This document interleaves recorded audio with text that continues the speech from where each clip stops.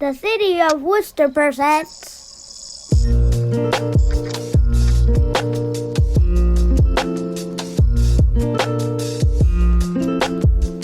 Rick Wool Online. Brought to you by the Division of Youth Opportunities. This week from the partners. Hi guys, my name is Marina Perella and I'm here again with Main Idea to teach you more about cartooning. So the first video we did was cartoon portraits and what goes into making a cartoon character. The second video we did was expressions in Eminata, where we took one cartoon character that we made and we made them express different emotions using these tips and tricks. The video today, we'll be going over comic strips and specifically 3-panel comics. We're going to go over the different types of transitions from panel to panel. We're going to go over scripting. We're going to go over speech bubbles. So what you'll need today is a writing or drawing utensil. I'm again going to be using this black colored pencil. I also have my sharpener and eraser if need be. You can use a marker, you can use a pen, you can use a regular pencil, you can use whatever you have on hand. You also need some coloring materials. I'm going to be using these colored pencils that I've been using. You're also going to need the sheet that was either sent to you or you can find on the Main Idea Facebook or Instagram page. You're also going to need a sheet of paper if you want to take notes. If you don't want to, you can continue just doing it on this page. So the first step for creating a comic strip is deciding what type of transitions you want your comic strip to have. So let's go over the different type of transitions now.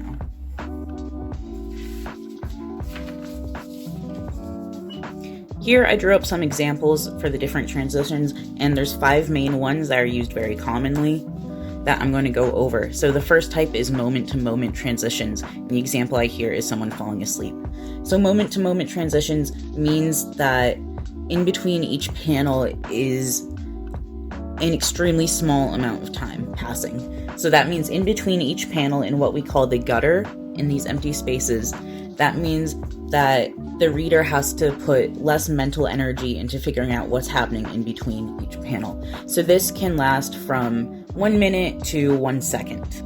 So in this example I have where my character is falling asleep, what happens in the first one is that their eyes are open, then their eyes are slowly shutting, and then their eyes are closed and they're falling asleep.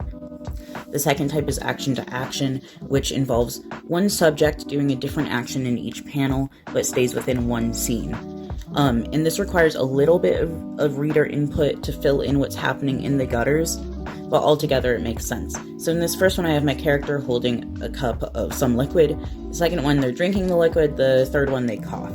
So obviously we know what's happening here, but there's a little more than 1 second happening in between each panel. The third one we have here is subject to subject. Now subject to subject means that you're focusing on multiple subjects within one scene or idea. So this subject to subject one I have right here is the first panel is the character is brushing their teeth. The second one, they're eating some bowl of stuff. The third one, they're at a bus stop with a backpack on. Now we can reasonably assume that this person is getting ready for school or work. So these have different subjects. It is one character but has different subjects, whereas this one is brushing their teeth, this one is eating, and this one's waiting at a bus stop, but still within the one theme of getting ready for school, the one idea of getting ready to school. And this requires a little bit more reader input than the last one. So it's kind of building off of each other. So moment to moment is the smallest amount of time in the gaps. Action to action is a little bit of time. Subject to subject is even a little more bit of time. And then scene to scene requires the most amount of reader input to fill in what's happening in the gutters in between each panel. Now scene to scene means that in each panel there is a significant difference of either physical location or of time. So for this one I did the example of time and probably physical location. So in the first one my character is a baby, the second one they're an adult, the third one they're an old person. So this one, it shows that there's literally decades in between each panel. And then the fifth one's a little different. The fifth one is what we call aspect to aspect. Aspect to aspect is different because no time passes in between each panel, which means that there's no time difference in each gutter. So with aspect to aspect, you're actually taking one moment in time as if it's completely frozen, and you're looking around at different parts of that one scene. So in this one, if we take the example of our moment-to-moment transitions, where our character is asleep, this one we can start with that, where our character is asleep, you spin the camera to the left maybe, and there you see the window. Then you spin the camera some more, and you see the alarm clock and the cup of water on the nightstand. So this one, it's as if you paused real life and you're looking around at different things happening. So it's all these different details of one scene that all exist in the same exact moment. So just to recap that, our first one was moment to moment, where there's the smallest amount of time in between each panel in the gutter. Action to action means that there's one subject throughout the whole strip, but different actions in each one. Subject to subject means that we're looking at different subjects in each panel, but it's all within the same scene or idea. Scene to scene is when there's a significant amount of time or space that passes in between each panel. And then aspect to aspect is when you're looking at different details in one singular moment and there's no time change.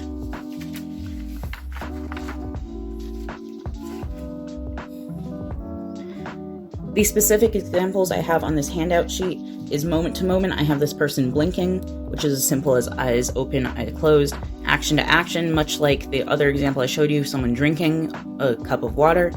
Subject to subject, a phone is ringing and someone picks it up. Scene to scene, this person is an adult and then this person is an older adult. Aspect to aspect, this one is a leaf on the ground and then this one is looking up at a tree branch. So the second one we have is scripting, and you can actually write right on the sheet. So for this one, just like there's 3 panels in a 3-panel comic strip, that sets us up perfectly to have a beginning, middle, and end for the comic. So what you want to think about is just like how every story has a beginning, middle, and end, so does each comic strip. Even if it's moment to moment, the beginning, middle, and end for that first example I showed you would be: the beginning is the person is awake, the middle is the person's falling asleep, the end is the person is asleep. So what you want to think about is what you want your comic to be about, for one thing, and then how you can break that up simply into a beginning, middle, and end script. Now on your paper, go ahead and write what you want. You can pause the video and take a moment to think. I'm also going to pause my recording and take a minute to think about what I want in those, and I'll be right back with you. So I just filled mine out. If you need more time, you can keep pausing the video if you want. So I decided on doing an action to action comic. And action to action is where there is one scene and one subject and they're doing a different action in each scene. So this one I came up with, the beginning is a character is licking an ice cream cone. The middle is the ice cream scoop falls off the cone and splats on the ground. The third one is the person's head falls off the body like their ice cream and comedically splats on the ground. So this is just mine. That's an action to action one.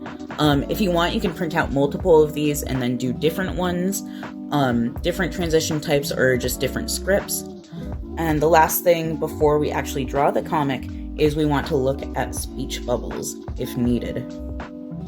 So the different speech bubbles. So this one right here, these are just some examples. This isn't all encompassing. These are just some good examples to help get you thinking about the speech bubbles. So this one right here is a robot type speech bubble. It's very boxy, kind of more electronic. So this can be used if anyone is speaking out of an electronic speaker.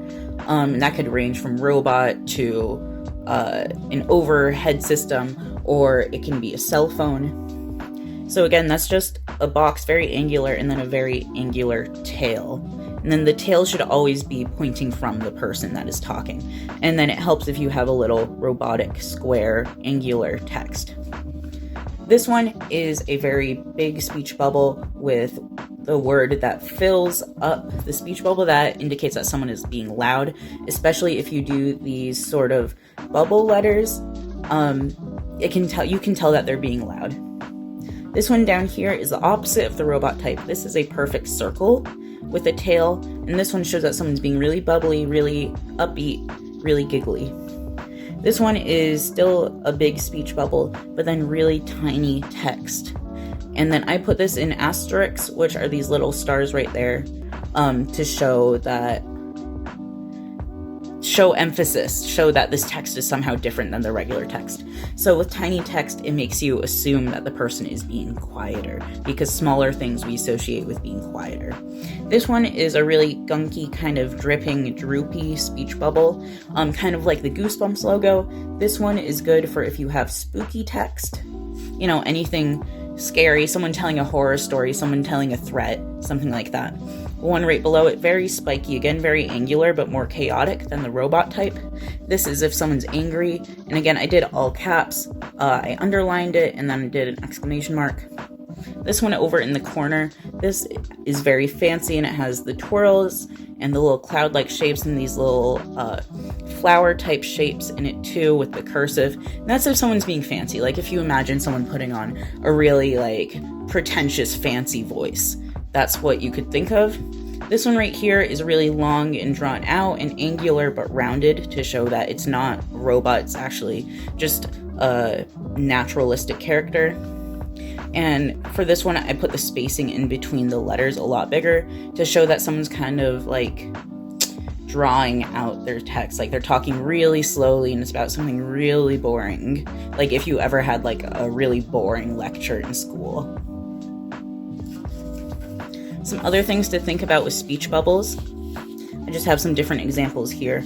So this one over in this corner, here we just have two simple stick figure characters, right? And then for this purpose, I gave them a little flower in between.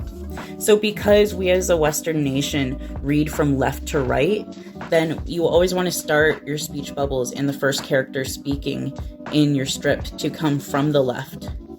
So if you see here, then our first character talking is left, then underneath, right character speaking, and then left again. So we read left to right, and then we read from up down. Now, if you're coming from a different culture, this is especially true in manga, they read right to left, so it would be completely opposite. But because I'm teaching Western comics, and that's what I know best, I'm going to teach it this way. So from this, we can move on down to this. This is if you zoom in on the object in between them, but these characters are still talking. So what you can do is actually do speech bubbles that trail off the page, that come from off screen. And you can see that because of the positioning of the speech bubbles, you still know which stick figure is talking in this one. So if you have a character in a panel on the left, you want to keep them on the left for the entire scene. And if you have a character on the right, you want to keep them on the right for the entire scene. So this one, you can still see it's the left character talking. This one, it's still the right character talking. If you crisscross them, it'd be very confusing and your audience wouldn't know which character is speaking at that time. This one is if our character on the left begins talking and then our character on the right interrupts them. So that can be shown by their speech bubble actually overlaying theirs. And that can show like they're actually interrupting them, they're talking over this person's words. This one is like the loud speech bubble I did down here. So this one is if your character is really tiny and you want your speech bubble to fill up a lot of page. You can shrink down your character using perspective and then make the speech bubble big and make them yell. On the opposite end, we have our whisper that I showed you earlier. This is if your character is probably bigger in panel using perspective. And then you have a bigger speech bubble, but then the tinier text in it. And the reason we do this is because if we did a tiny speech bubble with tiny text, it'd be a lot harder for the audience to read.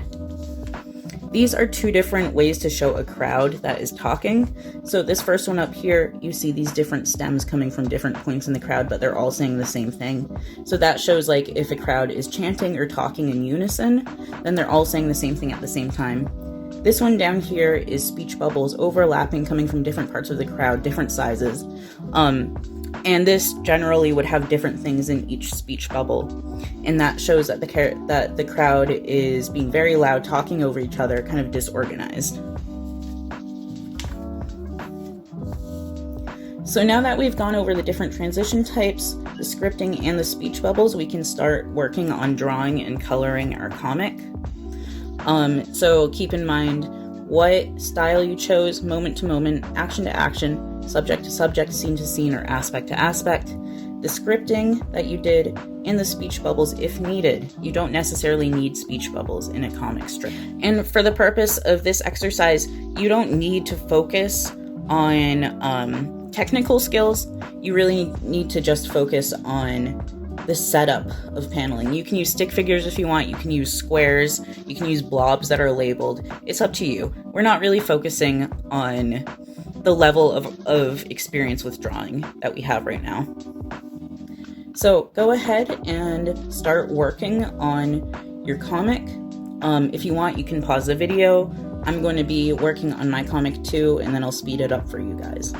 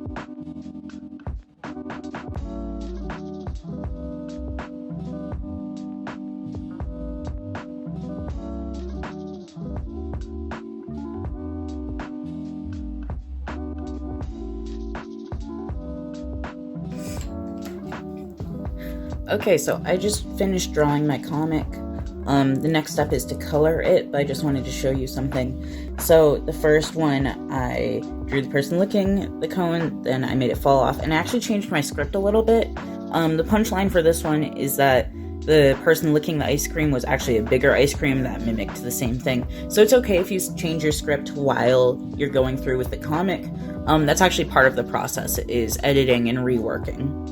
So next, I'm just going to color it, and you color yours, and then I'll catch back up with you.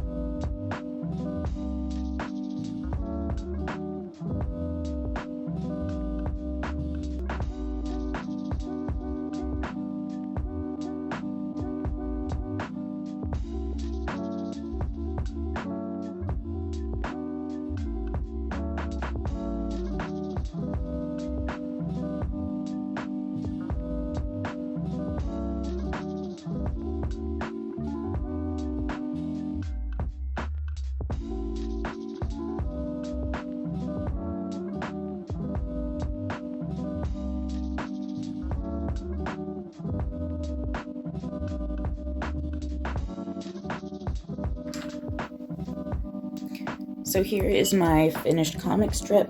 I just colored it in. I added a very basic light background color to not overwhelm the panels.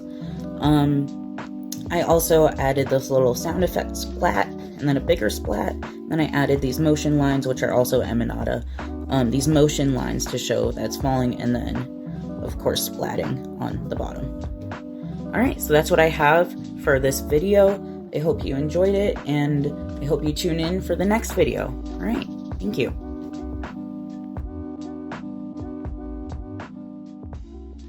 Hello, Worcester. My name is Raquel Castro-Corazzini, and I'm the Director of the Division of Youth Opportunities. In order for us to post photos or videos of your creations and activities, we need a parent or guardian to submit a photo release form found on the Recreation Worcester website on the City of Worcester's website, www.worcesterma.gov/Recreation Worcester.